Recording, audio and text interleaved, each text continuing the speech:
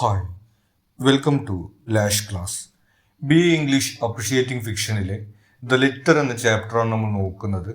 Australian writer Sally Morgan എഴുതിയിട്ടുള്ളൊരു short സ്റ്റോറിയാണ്.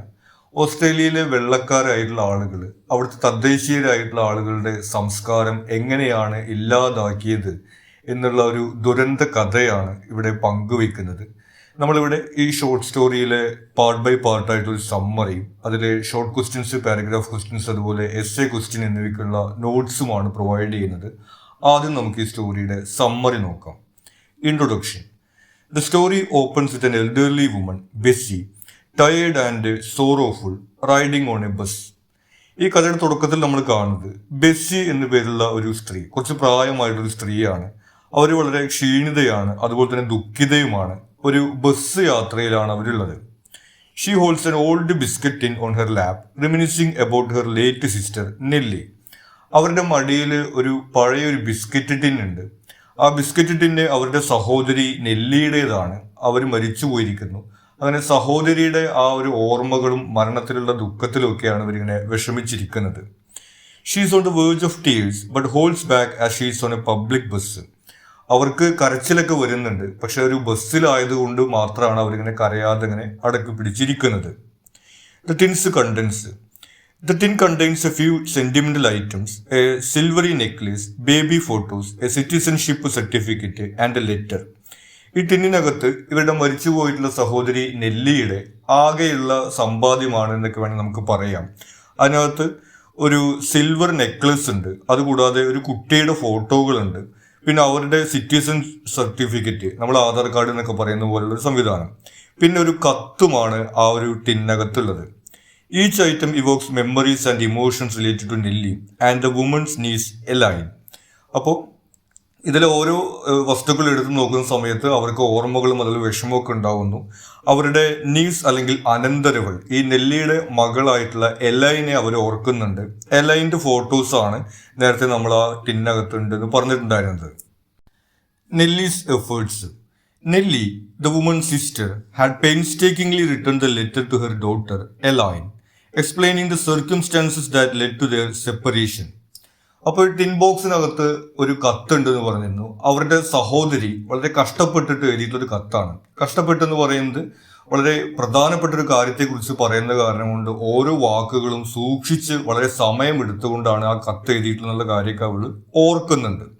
അങ്ങനെ ഈ നെല്ലിയുടെ മകള് എലൈന് എഴുതിയിട്ടുള്ള ഒരു കത്താണ്. അവർ നമ്മൾ എങ്ങനെയാണ് വേർപിരിയാനുണ്ടായ സാഹചര്യം എന്നുള്ളതും അതുമായി ബന്ധപ്പെട്ടിട്ടുള്ള കാര്യങ്ങളുമാണ് ആ കത്തിനകത്ത് എഴുതിയിട്ടുള്ളത്. It was the last letter to her daughter, as all previous letters were sent back to her.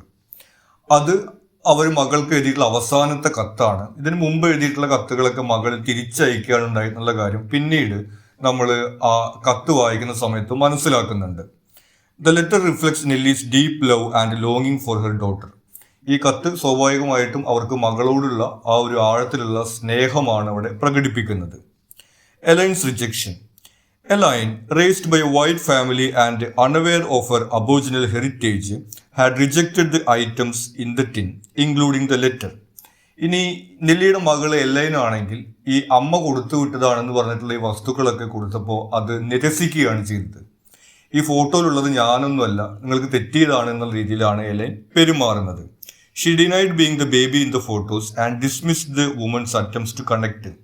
അപ്പോൾ നമുക്കിവിടെ കാണാൻ കഴിയുന്നത് ഈ എലൈൻ എന്ന് പറയുന്ന കുട്ടി വെള്ളക്കാരുടെ ഇടയിലാണ് അവരെടുത്ത് വളർത്തുന്ന ഒരു സാഹചര്യമാണ് ഉണ്ടായിട്ടുള്ളത്.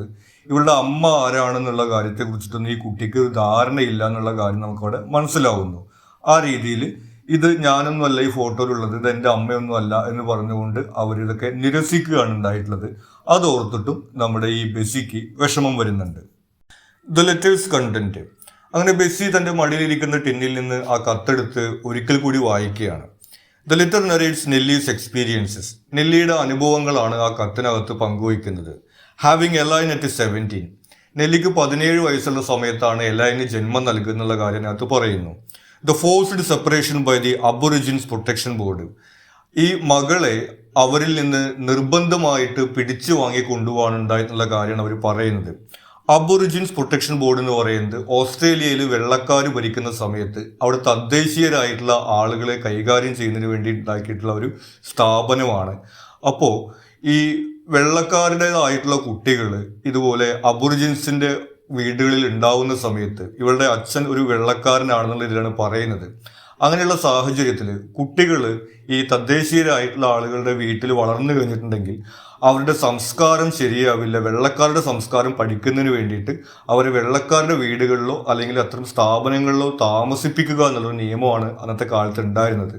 അതിൻ്റെ ഭാഗമായിട്ട് ഈ കുട്ടിയെ നിർബന്ധമായിട്ട് പിടിച്ചുകൊണ്ടു പോവുകയാണ് ഉണ്ടായിട്ടുള്ള കാര്യം നെല്ലി ഈ കത്തിൽ പറയുന്നു. Then and her future attempts to find and reconnect with her daughter. ആ സംഭവത്തിന് ശേഷം ഈ മകളെ അന്വേഷിച്ചുകൊണ്ട് ഇവർ നടക്കുന്നുണ്ട്. പക്ഷേ മകളുടെ പേരൊക്കെ ഈ സർക്കാർ മാറ്റും. അതുകൂടാതെ തന്നെ അവരെവിടെയാണെന്നുള്ളത് പറയില്ല. അങ്ങനെ ഒരുപാട് ശ്രമിച്ചിട്ടും ഇവർക്ക് മകളെ കണ്ടെത്താൻ കഴിയാതെ വരുന്നു. It expresses Nellie's hopes that Elaine will one day seek to understand her roots. അങ്ങനെ ഒരുപാട് ശ്രമങ്ങൾക്ക് ശേഷമാണ് ഈ മകൾ ഇപ്പോൾ എവിടെയാണെന്നുള്ള കാര്യം അവർ കണ്ടെത്തുന്നത്. അങ്ങനെയാണ് ഒരു മകൾക്ക് കത്തയക്കുന്നത്.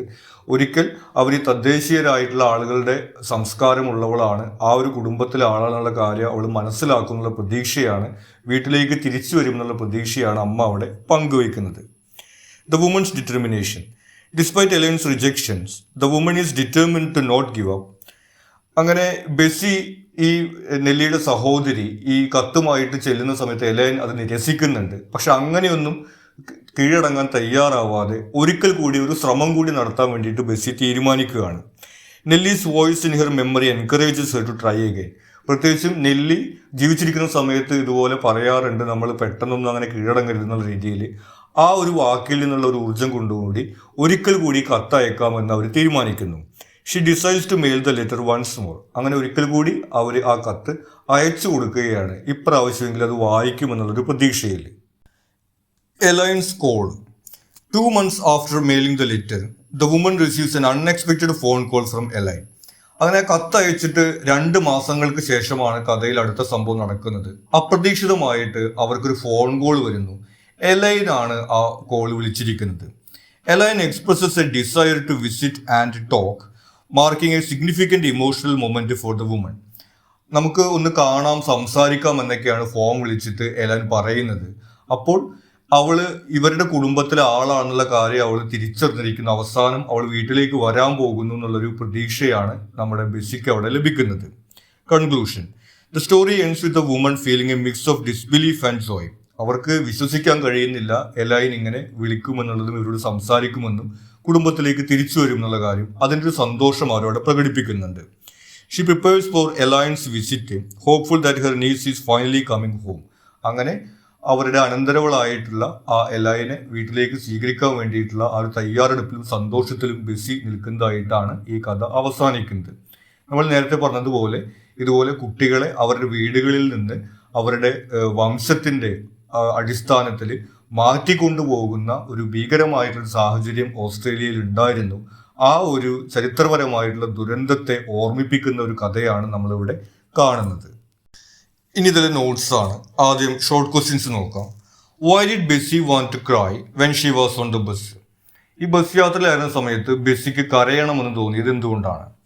Bessy wanted to cry when she was on the bus because she felt overwhelmed with grief and loneliness after losing Nellie. അവർക്ക് ദുഃഖമുണ്ടായിരുന്നു, അതുപോലെ ഏകാന്തതയുണ്ടായിരുന്നു. ദുഃഖം നമുക്കറിയാം, ഈ കത്തും അതുപോലെ ഈ ഫോട്ടോയും എല്ലാം കൊണ്ടുപോയ സമയത്ത് എലൈൻ അത് വാങ്ങിയില്ല. കൂടാതെ തൻ്റെ സഹോദരി മരിച്ചുപോയി എന്നുള്ള ഒരു ഏകാന്തതയും അവർ അനുഭവിക്കുന്നുണ്ട്. അതുകൊണ്ടാണ് അവർക്ക് കരയണം തോന്നിയത്. Why did Bessie give Scotch shortbreads biscuit to Nellie? ഒരു ബിസ്ക്കറ്റ് ടിന്നിനകത്താണ് ഈ ഒരു കത്ത് ഒക്കെ വെച്ചിരുന്നുള്ള കാര്യം നമ്മൾ പറഞ്ഞു. അപ്പോൾ ബെസിയാണ് നെല്ലിക്ക് ഈ ടിൻ കൊടുത്തിരുന്നത്. അതിനെ കുറിച്ചിട്ടാണ് ചോദിക്കുന്നത്. Bessie gave the Scotch shortbreads biscuit tin to Nellie because Nellie like the colour of the tin even though shortbreads were in her favourite. നെല്ലിക്ക് ഈ ബിസ്ക്കറ്റ് ഒന്നും വലിയ ഇഷ്ടമുണ്ടായിരുന്നില്ല, പക്ഷെ ആ ടിന്നിന്റെ കളർ അവൾക്ക് ഇഷ്ടമായിരുന്നു. അതുകൊണ്ടാണ് ബെസി ഈ ഒരു ടിൻ നെല്ലിക്ക് കൊടുത്തത്. ഇത് ഇവിടെ എടുത്തു പറയാനുള്ള കാരണം എന്ന് പറയുന്നത് നെല്ലി മരിച്ചു പോയ സമയത്ത് താൻ കൊടുത്ത ടിന്നാണല്ലോ കയ്യിലിരിക്കുന്നത് എന്നുള്ള ആ ഒരു ഓർമ്മ അവരെ വിഷമിപ്പിക്കുന്നതുകൊണ്ടാണ് അതിൻ്റെ ഒരു സിഗ്നിഫിക്കൻസ് അവിടെ പറയുന്നത്. Why did Bessie feel old and lonely? എന്തുകൊണ്ടാണ് ബെസിക്ക് ആ ബസ്സിലിരിക്കുന്ന സമയത്ത് ഓൾഡ് ആൻഡ് ലോൺലി ആയിട്ട് ഫീൽ ചെയ്തത്? Bessie felt old and lonely because Nellie, who was a strong presence in her life, had passed away. അവരുടെ സഹോദരി നെല്ലി മരണപ്പെട്ടിരുന്നു. ആ നെല്ലിയുടെ ഓർമ്മകളുമായിട്ട് ബന്ധപ്പെട്ട കാര്യങ്ങളാണ് നെല്ലിയുടെ മകളെ കാണാൻ പോയതിനു ശേഷം വരുമ്പോൾ അവൾക്കുള്ളത്. അതുകൊണ്ടാണ് അവൾക്ക് ഇങ്ങനെ ഒരു ഫീലിംഗ് വരുന്നത്. Living her feeling desolate and disappoint. അതുകൊണ്ടാണ് ആ ഒരു നിരാശയും അതുപോലെ ഏകാന്തതയൊക്കെ അവർ അനുഭവിക്കുന്നത്. What were the items in the biscuit tin? ഇനി ആ ബിസ്ക്കറ്റ് ടിന്നകത്ത് എന്തൊക്കെയാണ് ഉണ്ടായിരുന്നത്? The items in the biscuit tin were a thin silvery necklace, ഒരു silver necklace, some baby photos, ഒരു ചെറിയ കുട്ടിയുടെ photos, a citizenship certificate and letter from Nelly to Elaine, ഒരു സിറ്റിസൺഷിപ്പ് സർട്ടിഫിക്കറ്റും അതുപോലെ നെല്ലി മകളായിട്ടുള്ള എലൈൻ എഴുതിയിട്ടുള്ള ഒരു കത്തുമാണ് ആ ടിന്നകത്ത് ഉണ്ടായിരുന്നത്. Why did Nelly take a long time to write the letter? എന്തുകൊണ്ടാണ് നെല്ലി കത്ത് എഴുതാൻ വേണ്ടി ഒരുപാട് സമയമെടുത്തത്? നെല്ലി took a lot of time to write the letter because it was very important to her to convey her thoughts and feelings clearly to Elaine. അവർ ആ കത്തിൽ എഴുതുന്ന കാര്യങ്ങൾ, അവരുടെ ചിന്തകളും അതുപോലെ ഫീലിങ്സും എല്ലാം വളരെ വ്യക്തമായിട്ട് അവതരിപ്പിക്കണം എന്നുള്ള കാരണം കൊണ്ടാണ് ഓരോ വാക്കുകളും ശ്രദ്ധിച്ചുകൊണ്ട് സമയമെടുത്തുകൊണ്ട് എഴുതുന്നത്. Why did Nelly tell herself that she had failed? ഇനി എന്തുകൊണ്ടാണ് അവർ പരാജയപ്പെട്ടു പോയി എന്ന് പറയുന്നത്? Nelly told herself that she had failed because despite her efforts, Elaine had rejected the tin and its contents, not acknowledging their connection. അവർ കത്തുകൾ എഴുതിയ സമയത്തും ആ കത്തുകളെല്ലാം എലൈൻ നിരസിക്കുകയാണ് ഉണ്ടായത്. അതുകൊണ്ടാണ് അവർ പരാജയപ്പെടുകയാണെന്ന് പറയുന്നത്. What did Bessy remember about the thin silvery necklace? ഇനി ആ നെക്ലസിനെ കുറിച്ചിട്ട് ബെസ്സി എന്താണ് ഓർത്തത്? Bessie remembered that the thin silvery necklace was bought for Elaine's 10th birthday, but they hadn't known where to send it at the time. ഈ എലൈന് 10 വയസ്സ് ആകുമായിരുന്ന സമയത്താണ് ഈ ഒരു നെക്ലേസ് വാങ്ങിയിട്ടുള്ളത്. പക്ഷെ എലൈൻ എവിടെയാണുള്ളത് എന്ന് ആ സമയത്ത് അവർക്ക് അറിയുമായിരുന്നില്ല. അതുകൊണ്ടാണ് അവർക്കത് കൊടുക്കാൻ കഴിയാതിരുന്നത്. How did Elaine respond when she saw the photographer? ഇനി ഈ കത്തും ഈ ഫോട്ടോസും ഒക്കെ കൊണ്ടുപോയ സമയത്ത് എങ്ങനെയാണ് എലൈൻ പ്രതികരിക്കുന്നത്? Elaine responded to the photograph by saying that the baby in the photo was in her and dismissed it as a silly mistake. ഈ ഫോട്ടോയിൽ കാണുന്ന കുട്ടി ഞാനല്ല, നിങ്ങൾക്ക് തെറ്റിപ്പോയതാണെന്നുള്ള രീതിയിലാണ് എലൈൻ പ്രതികരിക്കുന്നത്. How old was Nelly when she gave birth to Elaine? ഇനി എലൈന് ജന്മം കൊടുക്കുന്ന സമയത്ത് നെല്ലിക്ക് എത്ര വയസ്സായിട്ടുണ്ടായിരുന്നു? Nelly was 17 years old when she gave birth to Elaine. നെല്ലിക്ക് 17 വയസ്സുള്ള സമയത്താണ് അവർ എലൈന് ജന്മം നൽകുന്നത്. What did Nelly write about Elaine's father in the letter? ഇനി എലൈൻ്റെ ഫാദറിനെ കുറിച്ചിട്ട് എന്താണ് ആ കത്തിനകത്ത് പറയുന്നത്? In the letter Nelly wrote that Elaine's father was a white man who had no love for either her or their child and she kept his identity a secret. ഇനി ഒരു വെള്ളക്കാരനായിട്ടുള്ള ആളാണ് എലൈൻ്റെ പിതാവ് എന്നുള്ള കാര്യം പറയുന്നുണ്ട്. അയാൾക്ക് കുടുംബത്തോടോ നെല്ലിയോടോ എലൈനോടോ ഒന്നും ഒരു സ്നേഹം ഉണ്ടായിരുന്നില്ല എന്നുള്ള കാര്യം അവർ പറയുന്നുണ്ട്. അത് ആരാണ് എന്നുള്ള കാര്യം അവരൊരു സീക്രട്ട് ആയിട്ടാണ് വെക്കുന്നത്. വാട്ട് ഡിഡ് നെല്ലി പ്രേ? ഇനി നെല്ലി എന്താണ് പ്രാർത്ഥിച്ചുകൊണ്ടിരുന്നത്? Nelly prayed that Elaine would somehow know she had a mother who loved her and that she would eventually seek to understand her roots and reconnect with her people.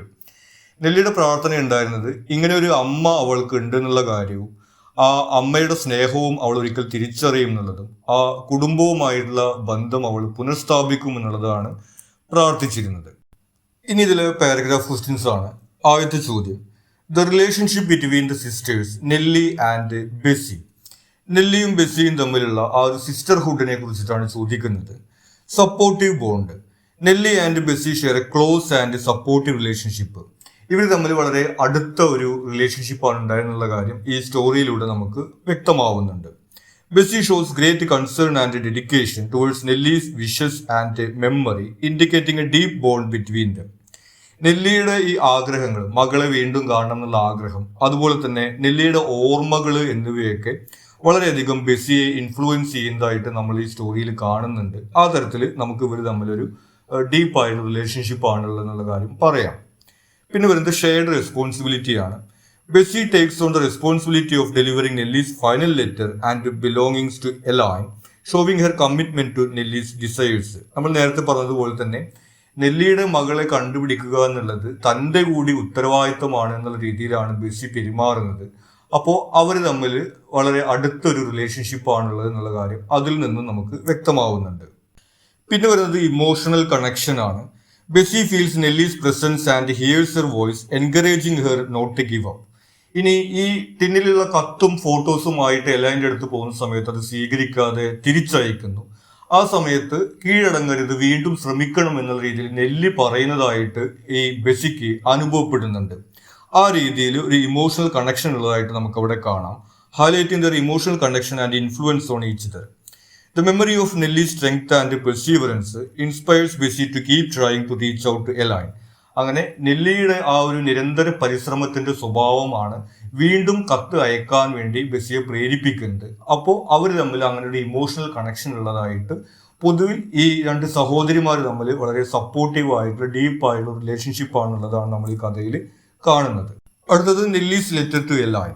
ഇനി നെല്ലി മകൾക്ക് എഴുതിയിട്ടുള്ള കത്തിനകത്ത് എന്താണെന്നുള്ളതാണ് ചോദിച്ചിട്ടുള്ളത്. Purpose of the letter.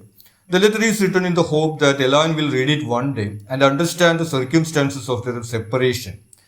A-line ഒരു ദിവസം ഈ കത്ത് വായിക്കുമെന്നും എങ്ങനെയാണ് ഈ അമ്മയും മകളും വേർപെട്ടു പോയെന്നുള്ള കാര്യം മനസ്സിലാക്കും എന്നുള്ള പ്രതീക്ഷയിലാണ് ഈ കത്ത് എഴുതുന്നത്. It aims to explain Nelly's actions and express her love and longing for Elaine. അപ്പോൾ മകളെ കണ്ടെത്താൻ വേണ്ടി അവർ എത്ര പരിശ്രമിച്ചു എന്നുള്ള കാര്യം, മകളോടുള്ള സ്നേഹവും അങ്ങനെ എലൈന് മനസ്സിലാക്കാൻ കഴിയുമെന്നാണ് അവർ പ്രതീക്ഷിക്കുന്നത്. Circumstances of birth. Nelly explains that she was only 17 when Elaine was born. നെല്ലിക്ക് വെറും 17 വയസ്സുള്ള സമയത്താണ് എലൈൻ ജനിക്കുന്നത് എന്നുള്ള കാര്യം ആ കത്തിനകത്ത് പറയുന്നുണ്ട്. Elaine's father was a white man who had no love for Nelly or Elaine and Nelly kept his identity a secret to protect Elaine. ഇനി ഒരു വെള്ളക്കാരനായിട്ടുള്ള ആളാണ് ഇവളുടെ അച്ഛൻ എന്നുള്ള കാര്യവും ഈ കത്തിനകത്ത് പറയുന്നുണ്ട്. അയാൾക്കാണെങ്കിൽ ഈ കുടുംബത്തോടോ ഈ കുട്ടിയോടോ ഒരു സ്നേഹവും ഉത്തരവാദിത്വവും ഉണ്ടായിരുന്നില്ല എന്നുള്ള കാര്യം അവർ പറയുന്നു. ഇനി അത് ആരാണ് എന്നുള്ള കാര്യം ഈ കുട്ടിയുടെ ഒരു പ്രൊട്ടക്ഷന് വേണ്ടിയിട്ട് അവൾ വെളിപ്പെടുത്താതിരിക്കുന്നു എന്നാണ് പറയുന്നത്. പിന്നെ പറയുന്നത് ഫോഴ്സ്ഡ് സെപ്പറേഷനെ കുറിച്ചിട്ടാണ്. Nelly describes how the Aborigines protection board led by mister Neville took Elaine away when Nelly was 20. ഇനി നെല്ലിക്ക് 20 വയസ്സാവുന്ന സമയത്ത്, അതായത് കുട്ടിക്ക് 3 വയസ്സാവുന്ന സമയത്ത് ഈ അബോറിജിൻസ് പ്രൊട്ടക്ഷൻ ബോർഡ്, നമ്മൾ നേരത്തെ പറഞ്ഞിരുന്നു ഓസ്ട്രേലിയയിലെ ഈ തദ്ദേശീയരായിട്ടുള്ള ആളുകളെ നിയന്ത്രിക്കുന്നതിന് വേണ്ടിയിട്ട് ഉണ്ടാക്കിയിട്ടുള്ള നിയമവും അതുമായിട്ട് ബന്ധപ്പെട്ടിട്ടുള്ള ഒരു സ്ഥാപനവുമാണ്. അതിലുള്ള മിസ്റ്റർ നെവില്ലെയാണ് കുട്ടിയെ നിർബന്ധപൂർവ്വം കൊണ്ടുപോയെന്നുള്ള കാര്യം അവർ പറയുന്നു. Mister Neville believe that black mothers should not raise fair skinned children and enforce this through legal measures. ഈ വെള്ളക്കാരായിട്ടുള്ള കുട്ടികളെ ഈ കറുത്ത വർഗ്ഗക്കാരായിട്ടുള്ള അമ്മമാർ വളർത്തുന്നത് കുട്ടികളുടെ സംസ്കാരത്തിന് ശരിയാവില്ല എന്നുള്ള കാരണം പറഞ്ഞുകൊണ്ടാണ് ഈ കുട്ടിയെ അവിടുന്ന് കൊണ്ടുപോകുന്നത്. നമ്മൾ നേരത്തെ പറഞ്ഞിരുന്നു കുട്ടിയുടെ അച്ഛൻ വെള്ളക്കാരനായിരുന്നു എന്നുള്ളൊരു കാര്യത്തെ കുറിച്ചിട്ട്. അതുകൊണ്ടാണ് ഈ കുട്ടിയെ അവർ കൊണ്ടുപോകുന്നത്. അത്തരത്തിലുള്ളൊരു നിയമമാണ് അന്ന് ഓസ്ട്രേലിയയിൽ ഉണ്ടായിരുന്നത്. Search for A-line. Nelly recounts her efforts to find Elaine, despite facing numerous obstacles and secrecy regarding Elaine's new identity. ഇനി ഈ കുട്ടി ഇപ്പോൾ എവിടെയാണുള്ളത് എന്നുള്ള കാര്യം അവർ പിന്നീട് അന്വേഷിക്കുന്നുണ്ട്.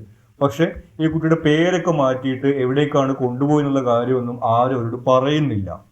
She continued searching and eventually discovered that Elaine had been adopted by a white family. പക്ഷെ അവർ, നമ്മൾ നേരത്തെ പറഞ്ഞു, പെട്ടെന്ന് കീഴടങ്ങാത്തൊരു സ്വഭാവക്കാരിയാണ്. നിരന്തരം അങ്ങനെ അന്വേഷിക്കുന്നതിന്റെ ഭാഗമായിട്ട് ഒരു വെള്ളക്കാരുടെ ഫാമിലിയിലാണ് ആ കുട്ടിയെ അഡോപ്റ്റ് ചെയ്തിരിക്കുന്ന കാര്യം കണ്ടെത്തുന്നു. പിന്നെയുള്ളത് എക്സ്പ്രഷൻ ഓഫ് ലവ് ആണ്. Nelly expresses her enduring love for Elaine despite the forced separation and Elaine's rejection of her letters.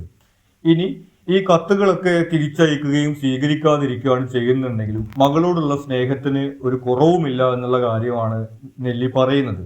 കാരണം മകൾക്ക് അറിയില്ല ഇങ്ങനെയുള്ള ഒരു അമ്മയെ കുറിച്ചിട്ടും മറ്റൊന്നും. കുട്ടി ചെറിയ പ്രായം മുതൽ വേറൊരു വീട്ടിലാണ് വളർന്നിട്ടുള്ളത്. അതുകൊണ്ട് ഈ കത്ത് സ്വീകരിക്കാതിരിക്കുന്നതൊക്കെ മനസ്സിലാക്കാൻ കഴിയും. ദേഷ്യമൊന്നുമില്ല, സ്നേഹമാണെന്നുള്ള രീതിയിലാണ് നെല്ലി പറയുന്നത്.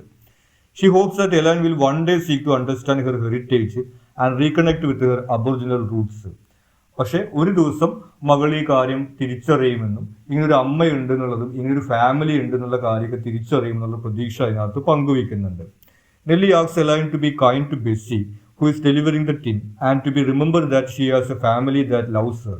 ഇനി ഈ കത്ത് കൊണ്ടുവരുന്ന ആൾ ബെസ്സി നിങ്ങളുടെ ആൻറ്റി ആണെന്നും അവരോട് നന്നായിട്ട് പെരുമാറണം എന്നുള്ള കാര്യമൊക്കെ നെല്ലി ഈ കത്തിനകത്ത് എഴുതുന്നുണ്ട്. അങ്ങനെ ഈ മകളോടുള്ള ഒരു സ്നേഹവും അതുപോലെ തന്നെ അവർ വേർപെടാനുണ്ടായ സാഹചര്യവും മറ്റുമൊക്കെയാണ് ഈ കത്തിനകത്ത് വിശദീകരിക്കുന്നത്. Who was Mr. Neville? And why did he separate Nelly and Elaine? ഇനി ആരായിരുന്നു മിസ്റ്റർ നെവിൽ? എന്തുകൊണ്ടാണ് അയാൾ ഈ അമ്മയും മകളെയും സെപ്പറേറ്റ് ചെയ്യുന്നത്? Position and role.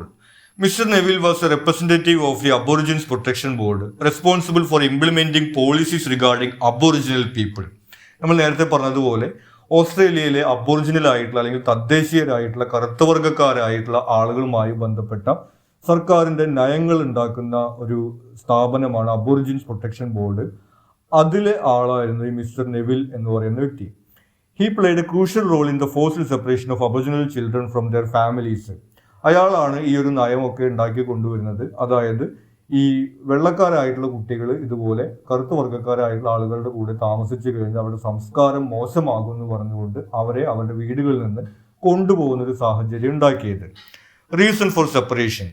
Mr. Neville believed that fair-skinned Aboriginal children should not be raised by their Aboriginal mothers. നമ്മൾ നേരത്തെ പറയുകയുണ്ടായി, ഈ വെള്ളക്കാരും അതുപോലെ തന്നെ അബോറിജിനൽസ് ആയിട്ടുള്ള ആളുകൾ മിക്സ്ഡ് ആയിട്ട് ഉണ്ടാകുന്ന കുട്ടികൾ, അത്തരം കുട്ടികൾ ഈ തദ്ദേശീയരായിട്ടുള്ള ആളുകളുടെ വീട്ടിൽ വളർന്നു കഴിഞ്ഞാൽ അവരുടെ സംസ്കാരം മോശമാകുമെന്ന് പറഞ്ഞുകൊണ്ടാണ് ഈ കുട്ടികളെ അവിടെ നിന്ന് കൊണ്ടുപോകുന്നത്. He enforced policies that aimed to assimilate these children into white society, believing it was in their best interest. വെള്ളക്കാരുടെ സംസ്കാരം ആ കുട്ടികൾ പഠിക്കുന്നതിന് വേണ്ടിയിട്ട് വെള്ളക്കാരുടെ വീടുകളിലേക്കോ അല്ലെങ്കിൽ മറ്റ് സ്ഥാപനങ്ങളിലേക്കോ ആണ് ഈ കുട്ടികളെ കൊണ്ടുപോയിരുന്നത്. How does the story end? ഇനി എങ്ങനെയാണ് ഈ കഥ അവസാനിക്കുന്നത്? Renewed hope. Despite feeling initially defeated, Bessie decides to make one last attempt to reach out to Elaine by mailing the letter again. തുടക്കത്തിൽ പരാജയപ്പെട്ട ശ്രമത്തിന് ശേഷം, അതായത് ഈ ഫോട്ടോയിലുള്ളത് ഞാനൊന്നും അല്ല എന്ന് പറഞ്ഞിട്ട് ഈ ടിന്നും ലെറ്ററെല്ലാം തിരിച്ച് കൊടുത്തു വിടുകയാണ് ചെയ്യുന്നത്. പക്ഷെ ഒരു ശ്രമം കൂടി എന്ന രീതിയിൽ ആ കത്ത് അവർ അയച്ചു കൊടുക്കുന്നുണ്ട്.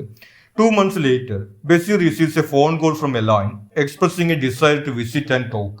അങ്ങനെ 2 മാസങ്ങൾക്ക് ശേഷം ഒരു ഫോൺ കോൾ ലഭിക്കുന്ന എലാനിൽ നിന്ന് കാണാനും സംസാരിക്കാനും ആഗ്രഹമുണ്ട് എന്നാണ് അവർ പറയുന്നത്. Emotional reconciliation. The phone call marks a significant emotional moment for Bessie as Elaine acknowledges her as auntie and expresses a desire to reconnect. ഇനി ഒരു ഇമോഷണൽ കണക്ഷൻ ആണ് നമുക്ക് അവിടെ കാണാൻ വേണ്ടി സാധിക്കുന്നത്. കാരണം ഫോൺ വിളിച്ച സമയത്ത് ആന്റി എന്ന് വിളിച്ചുകൊണ്ടാണ് എലാൻ ബെസ്സിയെ അഭിസംബോധന ചെയ്യുന്നത്. അപ്പോൾ ആ ഫാമിലിയുമായിട്ടുള്ള കണക്ഷൻ അവൾ തിരിച്ചറിഞ്ഞു എന്നുള്ള കാര്യം നമുക്കവിടെ മനസ്സിലാവുന്നു.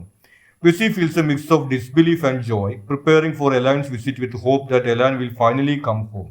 അങ്ങനെ ഒരു ഡിസ്ബിലീഫ്, വിശ്വസിക്കാൻ കഴിയാത്ത ഒരു സന്തോഷമാണ് അവർക്ക് അനുഭവിക്കാൻ കഴിയുന്നത്. എലൈൻ അങ്ങനെ ഇത്രയും വർഷങ്ങൾക്ക് ശേഷം വീട്ടിലേക്ക് തിരിച്ചു വരും എന്നുള്ളൊരു സന്തോഷത്തോട് കൂടിയിട്ടാണ് കഥ അവസാനിക്കുന്നത്. ഇനി എന്താണ് ദ സ്റ്റോളൻ ജനറേഷൻ എന്ന് പറയുന്നത്? അതായത് മോഷ്ടിക്കപ്പെട്ടിട്ടുള്ള തലമുറകൾ എന്നാണ് അതുകൊണ്ട് ഉദ്ദേശിക്കുന്നത്. Definition. The term stolen generations refers to Aboriginals and Torres Strait Islander children who were forcibly removed from their families by Australian federal and state government agencies and church missions between approximately 1900 and 1970. 1900 മുതൽ 1970 വരെയുള്ള കാലഘട്ടങ്ങളിൽ ഓസ്ട്രേലിയയിലെ വിവിധ ഗവൺമെന്റുകൾ അവിടുത്തെ തദ്ദേശീയരായിട്ടുള്ള കുട്ടികളെ, നമ്മൾ നേരത്തെ എലൈൻ്റെ കാര്യത്തിൽ കണ്ടതുപോലെ, അവരുടെ വീടുകളിൽ നിന്ന് മാറ്റിക്കൊണ്ടുപോകുന്ന ഒരു സാഹചര്യം ഉണ്ടായിരുന്നു. അതുമായി ബന്ധപ്പെട്ടിട്ടുള്ള പദമാണ് സ്റ്റോളൻ ജനറേഷൻ എന്ന് പറയുന്നത്. Government policies. These removals were part of official government policies aimed at assimilating Aboriginal children into white society. നമ്മൾ നേരത്തെ പറയുകയുണ്ടായി എന്തുകൊണ്ടാണ് ഇവരിത് ചെയ്തിരുന്നതുള്ളതിനെ കുറിച്ചിട്ട്. ഈ വെള്ളക്കാരുടെ സംസ്കാരമാണ് വലുത്, ഈ തദ്ദേശീയരുടെ സംസ്കാരം മോശമാണ് എന്നുള്ള രീതി കൊണ്ടാണ് ഈ കുട്ടികളെ വെള്ളക്കാരുടെ സംസ്കാരം പഠിപ്പിക്കുന്നതിന് വേണ്ടിയിട്ട് അവരുടെ വീടുകളിൽ നിന്ന് കൊണ്ടുപോയിരുന്നത്. Authorities believe that children of mixed descent would be better off raised in white families or institutions. അങ്ങനെ ഈ മിക്സ്ഡ് ഫാമിലിയിൽ നിന്നുള്ള കുട്ടികൾ ഈ തദ്ദേശീയരായിട്ടുള്ള ആളുകളുടെ വീടുകളിൽ താമസിക്കുന്നതിനേക്കാൾ നല്ലത് വെള്ളക്കാരുടെ കൂടെ താമസിക്കുന്നതാണ് അവരുടെ സംസ്കാരത്തിന് നല്ലത് എന്ന് പറഞ്ഞുകൊണ്ടാണ് കുട്ടികളെ ഈ വീടുകളിൽ നിന്ന് കൊണ്ടുപോയിരുന്നത്. Impact on families. നമുക്കറിയാം, കുട്ടികളെ ഇതുപോലെ കൊണ്ടുപോയി കഴിഞ്ഞാൽ കുടുംബങ്ങൾക്ക് വലിയ പ്രത്യാഘാതമായിരിക്കും അത് ഉണ്ടാക്കുക എന്നുള്ളത്. The forced removal caused profound grief and trauma for Aboriginal families. നമുക്ക് ചിന്തിക്കാൻ പോലും കഴിയാത്തതാണ് ഈ സർക്കാരിൻ്റെ ആളുകളൊക്കെ വന്നിട്ട് തങ്ങളുടെ കുട്ടികളെ എടുത്തുകൊണ്ട് പോവുക എന്നൊക്കെ പറയുന്നത് എത്ര ഭീകരമായിട്ടുള്ള അവസ്ഥയായിരിക്കും എന്നുള്ളത്. അങ്ങനെ വലിയ ദുരന്തത്തിലൂടെയാണ് അവിടുത്തെ തദ്ദേശീയരായിട്ടുള്ള ആളുകൾ കടന്നു പോവേണ്ടി വന്നിട്ടുള്ളത്. Many of ഹൂം never so there children again. ഈ ഒരു കഥക്കകത്ത് നമ്മൾ നെല്ലി വർഷങ്ങൾക്ക് ശേഷം മകളെ കാണുന്നുണ്ട്. പക്ഷെ യഥാർത്ഥത്തിൽ അവിടെ ഭൂരിഭാഗം ആളുകൾക്കും സ്വന്തം മക്കളെ പിന്നീട് ഒരിക്കലും കാണാൻ കഴിഞ്ഞിട്ടില്ല എന്നുള്ളതാണ് യാഥാർത്ഥ്യം.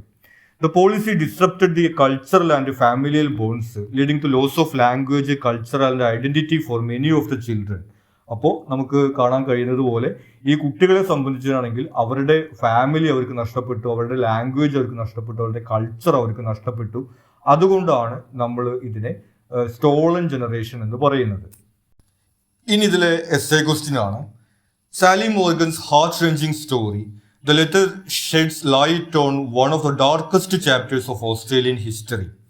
സാലി മോർഗന്റെ ഹൃദയഭേദകമായിട്ടുള്ള കഥ ഓസ്ട്രേലിയയുടെ ഒരു ഇരുണ്ട ചരിത്രത്തിലേക്ക് വെളിച്ചം നൽകുന്നു എന്നാണ് പറയുന്നത്. Context of the stolen generation, നമ്മൾ നേരത്തെ പറഞ്ഞു ഈ സ്റ്റോളൻ ജനറേഷനെ കുറിച്ചിട്ട്. ആ ഒരു കാര്യമാണ് ഈ കഥയിൽ പറയുന്നത്. Historical background. The story set against the backdrop of the stolen generations, a period from approximately 1900 to 1970, during which Aboriginal and Torres Strait Islander children were forcibly removed from their families by Australian government agencies and church missions. നമ്മൾ നേരത്തെ പറയുകയുണ്ടായി Australia government എന്തുകൊണ്ടാണ് എങ്ങനെയാണ് ഈ കുട്ടികളെ അവരുടെ വീടുകളിൽ നിന്ന് കൊണ്ടുപോയത് എന്നുള്ള കാര്യം. ആ ഒരു കാര്യം പശ്ചാത്തലമാക്കിയിട്ടാണ് ഈ കഥ എഴുതിയിട്ടുള്ളത്. Personal narrative and emotional impact. ഇനി ഈ നെല്ലിയുടെ ഈ ഒരു കഥയിലൂടെ ഇതിൻ്റെ ഒരു ഇമോഷണൽ ഇമ്പാക്ട് നമുക്ക് ലഭിക്കുന്നുണ്ട്. നെല്ലി struggle. The story poignantly portrays Nelly's heartache and relentless efforts to reconnect with her daughter, Elaine, after their forced separation. ഇനി ഈ മകളെ പിരിഞ്ഞത് മൂലം അവർക്കുണ്ടായിട്ടുള്ള വേദനയും എത്രമാത്രമാണ് അവരെ മകളെ വീണ്ടും കാണാൻ വേണ്ടി വർഷങ്ങളോളം പരിശ്രമിച്ചതെന്നുള്ള കാര്യം നമ്മൾ ഈ കഥയിൽ കാണുന്നു. Nelly's letter to Elaine encapsulates her profound love, sorrow, and the impact of losing her children to government policies. ഇനി അവർക്ക് മകളോട് എത്രമാത്രം സ്നേഹമാണുള്ളതെന്നുള്ളത്, അതുപോലെ തന്നെ മകളെ പിരിഞ്ഞത് മൂലം എത്ര ദുഃഖമാണ് അവർ അനുഭവിക്കുന്നുള്ള കാര്യമൊക്കെ ആ കത്തിലൂടെ നമ്മൾ കാണുന്നുണ്ട്. Bessie's role. Bessie, Nelly's sister, represents the enduring hope and the emotional toll on families left behind. ഇനി ബെസ്സിയിലൂടെ നമ്മൾ കാണുന്നത് ഈ അമ്മ എന്നതിലുപരി ആ കുടുംബത്തിലെ മറ്റ് ആളുകളിൽ ഇത് എത്ര വലിയ ആഘാതമാണ് ഉണ്ടാക്കുന്നത് എന്നുള്ളത് നമ്മളിവിടെ ഈ ബെസ്സി എന്നൊരു ക്യാരക്ടറിലൂടെ കാണുന്നു. Her determination to fulfill Nelly's wish to reconnect with Elaine underscores the long-lasting effects on the stolen generations on multiple family members. നെല്ലി മകളെ കാണാൻ ആഗ്രഹിച്ചു എന്നുള്ള കാര്യം നമ്മൾ കണ്ടു. എന്നാൽ അത് മാത്രമല്ല, ബെസ്സിയും ഈ കുട്ടി ഒരിക്കൽ വീട്ടിലേക്ക് തിരിച്ചു വരണം എന്നുള്ളത് ആഗ്രഹിക്കുന്നതായിട്ട് നമ്മൾ കാണുന്നുണ്ട്. അപ്പോൾ ഈ അമ്മയിൽ മാത്രമല്ല മറ്റ് ഫാമിലി മെമ്പേഴ്സിലും അതിൻ്റെ ഇമ്പാക്റ്റ് ഉണ്ടാവും എന്നുള്ള കാര്യം നമ്മളിവിടെ കാണുന്നു. Cultural and societal reflection. Exposure of historical injustice. നമ്മൾ നേരത്തെ പറഞ്ഞു ചരിത്രപരമായിട്ടുള്ള അനീതിയെ കുറിച്ചിട്ടാണ് ഈ കഥയിൽ വിവരിക്കുന്നത് എന്നുള്ളത്.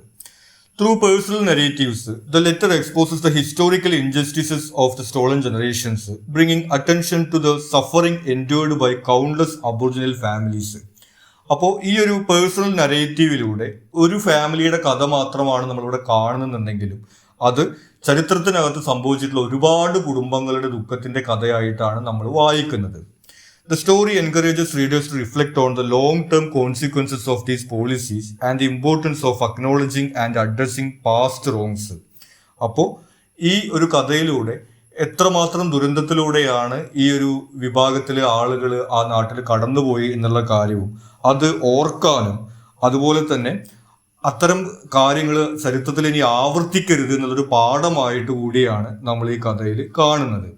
ആ രീതിയിൽ ഓസ്ട്രേലിയയുടെ ചരിത്രത്തിൽ തന്നെ ഏറ്റവും ഇരുണ്ട അധ്യായത്തെ കുറിച്ചിട്ടാണ് ഈ കഥ എന്നുള്ളത് നമുക്ക് വളരെ വ്യക്തമായിട്ട് പറയാവുന്നതാണ്. ഇത്രയും കാര്യങ്ങളാണ് നമുക്ക് ഈ ചാപ്റ്ററിനകത്ത് ഇമ്പോർട്ടൻ്റ് ആയിട്ട് വരുന്നത്. നിങ്ങൾക്ക് മറ്റെന്തെങ്കിലും സംശയങ്ങളോ സജഷൻസോ ഉണ്ടെങ്കിൽ നിങ്ങൾ കമൻറ്റ് ചെയ്യുക. കൂടാതെ ഈ ചാനൽ നിങ്ങളൊരു സബ്സ്ക്രൈബ് ചെയ്തിട്ടില്ലെങ്കിൽ സബ്സ്ക്രൈബ് ചെയ്യുക. Thank you.